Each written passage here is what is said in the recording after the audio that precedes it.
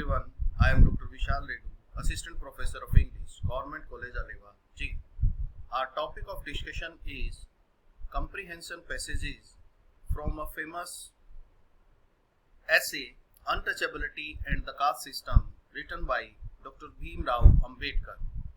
This particular essay is prescribed in the syllabus of BSc Second Sem in different universities in Haryana. Our first comprehension passage, we have 5 questions. First question is the name of the essay and the essayist. कि इस essay का title क्या है और इसके writer कौन है. The answer is the name of the essay is Untouchability and the Caste System and its author is Dr. Bhim Rao Ambedkar. Next question is how is Manu's text from for the ordinary illiterate Hindu. कि मनु की जो किताब थी मनुस्मृति की एक साधारण अनपढ़ हिंदू के लिए वो कैसी थी. The answer is Manu's text is beyond the understanding of the ordinary illiterate Hindu. क्योंकि मनु की जो किताब थी मनुस्मृति कि उसको एक साधारण अनपढ़ हिंदू के लिए उसके अर्थ को समझना बहुत मुश्किल था. मनुस्मृति क्योंकि मनु के द्वारा लिखी गई किताब है, बुक है, तो उसका जो भाव है वो किसी साधारण हिंदू अनपढ़ हिंदू को आसानी से समझ में नहीं आ सकता. What are the barriers that he must observe? कि कौन कौन सी बाधाएं हैं कि एक हिंदू को वो माननी पड़ती हैं हिंदू रिलीजन की वजह से. The answer is he must observe the 3 barriers and these 3 barriers are first prohibition against interdining, second prohibition against intermarriage and third is the prohibition against physical touching of certain class of people. कि 3 बाधाएं कोई भी Hindu religion के अनुसार मानता है. First है कि दूसरे जाति के लोगों के साथ बैठकर खाना ना खाना, दूसरी जाति के लोगों के साथ विवाह न करना, इस चीज का निषेध. And third is the prohibition against the physical touching certain class of people. कि इस बात का निषेध कि किसी पर्टिकुलर क्लास के जो लोग हैं, किसी पर्टिकुलर श्रेणी के जो लोग हैं उनको फिजिकली टच ना करना, इस चीज की मनाही, ऐसा हिंदू रिलीजन के अनुसार हिंदू मानते हैं. Fourth question is what makes up the caste. कि कास्ट किन चीजों से मिलकर बनी है. The answer is the first 2 barriers make up the caste. पहले जो 2 बैरियर्स राइटर बता रहा है and these 2 barriers are prohibition against interdining and prohibition against intermarriage. These 2 barriers make up the caste. इनसे जाति बनी है ऐसा राइटर का मानना है. Fifth question is find a word in the passage which means inter relation. You can see here in the third line of the paragraph there is a word in red color which means interrelation, that is intercourse. The next comprehension passage we have again 5 questions. First question is same as the last comprehension passage, name of the essay and the essayist. Name of the essay is Untouchability and the Caste System and the essayist or the writer is Dr. Bhim Rao Ambedkar. The second question is what principle according to the writer is the Hindu social order based on. Writer के अनुसार जो हिंदुओं का जो सामाजिक ढांचा है वो किस चीज के ऊपर बेस्ड है, कौन से प्रिंसिपल पे बेस्ड है.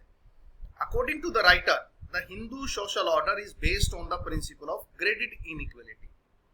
कि कर्म के अनुसार जो असमानता है उसके ऊपर ये आधारित है, कर्मानुगत है, ऐसा राइटर का मानना है कि जो हिंदू सोशल ऑर्डर है it is based on the principle of graded inequality.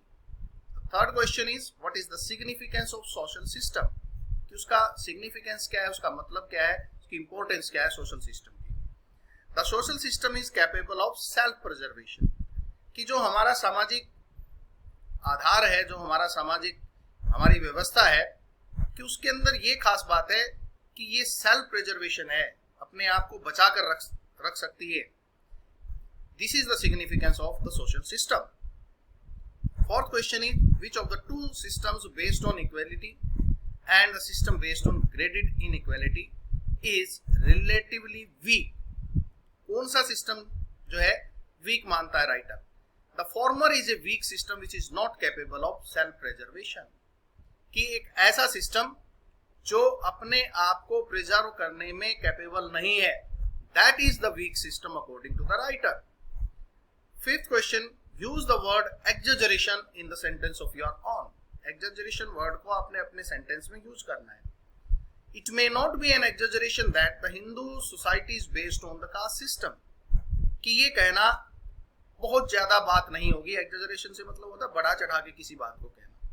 That Hindu society is based on caste system, कि ये बढ़ा चढ़ा के कोई बात नहीं है कि जो हमारा हिंदू समाज है वो कास्ट सिस्टम के ऊपर आधारित है, उसके ऊपर बेस्ड है। नेक्स्ट हमारा कंप्रीहेंशन पैसेज है जिसमें 4 क्वेश्चन है।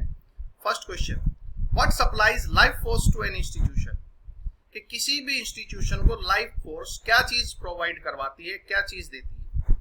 There are 3 kinds of sanction according to the writer which supply life force to an institution. 3 तरह की sanctions राइटर मानता है जो किसी भी इंस्टीट्यूशन को, किसी भी संस्था को एक लाइफ फोर्स प्रदान करती है। Second question, what according to the author is the life force behind the caste system. Author के अनुसार, राइटर के अनुसार कास्ट सिस्टम के पीछे क्या लाइफ फोर्स है? According to the author, the sanction behind the caste system is the religious sanction. Very important कि जो ऑथर है, राइटर है, वो क्या मानते हैं कि जो कास्ट सिस्टम है ये किस चीज के ऊपर आधारित है? इसको किस चीज से जोड़ दिया गया है? रिलीजन से, धर्म से इसको जोड़ दिया गया है। और धर्म से जोड़ने की वजह से उसको लोग क्या मानने लगे हैं? सैक्रेड मानने लगे हैं, पवित्र मानते हैं, उसको मानना अपना धर्म समझते हैं। तो जो कास्ट सिस्टम है, जो हमारी जाति व्यवस्था है, उसका पीछे जो लाइफ फोर्स है, उसका जो आधार है वो क्या है? रिलीजियस सैंक्शन, यानी कि रिलीजन, धर्म से उसको जोड़ दिया गया है। Third question is, why does the author think it unfortunate that caste system has religious sanction? इसको अनफॉर्चुनेट क्यों मानता है ऑथर कि कास्ट सिस्टम के पीछे रिलीजियस सैंक्शन है? The author thinks that it is unfortunate.